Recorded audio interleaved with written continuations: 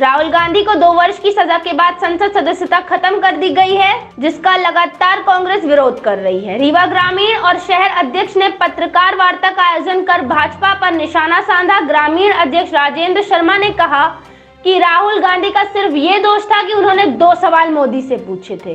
पहला सवाल था कि अडानी की सेल कंपनियों में 20,000 करोड़ कहां से आए। अडानी इस पैसे को खुद कमा नहीं सकता क्योंकि वो इंफ्रास्ट्रक्चर बिजनेस में है। ये पैसा कहां से आया, किसका काला धन है, ये किसकी सेल कंपनियां हैं, ये कंपनियां डिफेंस फील्ड में काम कर रही हैं, कोई क्यों नहीं जानता ये किसका पैसा है। इसमें एक चीनी नागरिक शामिल है, कोई ये सवाल क्यों नहीं पूछ रहा है ये चीनी नागरिक कौन है। दूसरा सवाल था कि प्रधानमंत्री मोदी जी का अडानी से क्या रिश्ता है। उन्होंने अडानी के विमान में आराम करते हुए पीएम मोदी की तस्वीर दिखाई थी।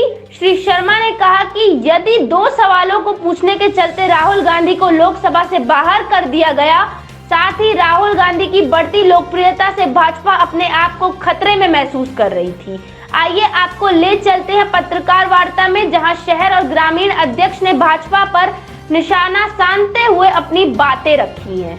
अभी प्रश्न पूछते हैं संसद में अडानी जी के खिलाफ, अडानी जी के रिश्ते सरकार से क्या है, इसको लेके जैसे ही प्रश्न पूछते हैं वैसे ही वो पूर्णेश मोदी जी पुनः कोर्ट पहुंचते हैं और हाई कोर्ट में जो उन्होंने रोकने की अर्जी लगाई थी वो उसको वापस ले लेते हैं। देखिए, फरवरी 16, 2023 को उन्होंने वापस ली और मार्च 23 में ट्रायल कोर्ट ने राहुल गांधी को दोषी ठहरा दिया। यहाँ हिंदुस्तान में हाई कोर्ट में आप कोई अर्जी लगाओ और फिर उसका परिपालन आप परिणाम के रूप में डिस्ट्रिक्ट कोर्ट में करा लो 1 महीने के अंदर, 10 दिन के अंदर, 20 दिन के अंदर, ये असंभव लगता है। पर ये सब हो रहा है। ये क्रोनोलॉजी है जिसको आप ऐसे समझ सकते हैं। फिर ट्रायल कोर्ट क्या करता है, राहुल गांधी जी को मानहानि के केस में 2 वर्ष की सजा सुनाता है।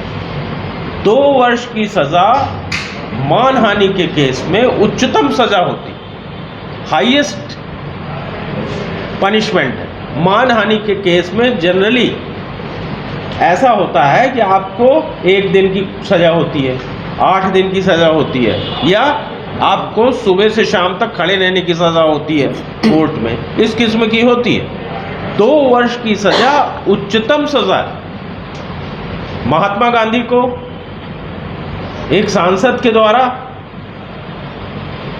अपशब्द बोले जाते हैं, हमारे राष्ट्रपिता हैं, अवमान्य केस नहीं लगता, मानहानि नहीं होती।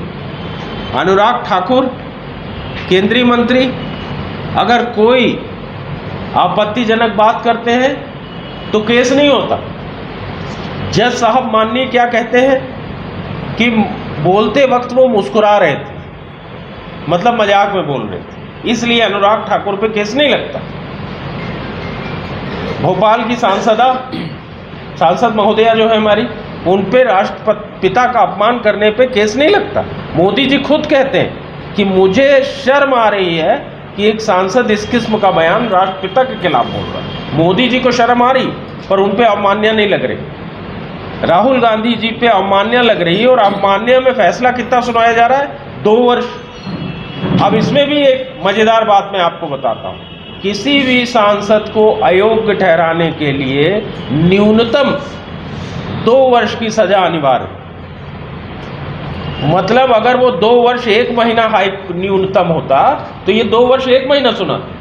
उन्होंने 1 वर्ष 11 महीने की सजा नहीं सुनाई, उन्होंने 1 वर्ष 10 महीने की सजा नहीं सुनाई, उन्होंने 1 महीने की नहीं सुनाई, उन्होंने क्या बताई, 2 वर्ष की सजा। 2 वर्ष की सजा जो मानहानि के केस में उच्चतम सजा है और डिस्क्वालिफिकेशन के लिए मिनिमम है। अब ये क्यों हुआ, इसके पीछे के कारण स्पष्ट बात है कि राहुल गांधी जी का जो प्रश्न है अडानी जी को लेके, उसने सरकार को भयभीत किया। आनन फानन में सरकार ने उनकी सदस्यता की, निलंबित की। सदस्यता निलंबित करने से क्या फायदा। अवमान्य केस में 2 वर्ष की सजा होने पे राहुल गांधी जी 2 वर्ष और उसके आगे आने वाले 6 वर्षों तक चुनाव नहीं लड़ पाए।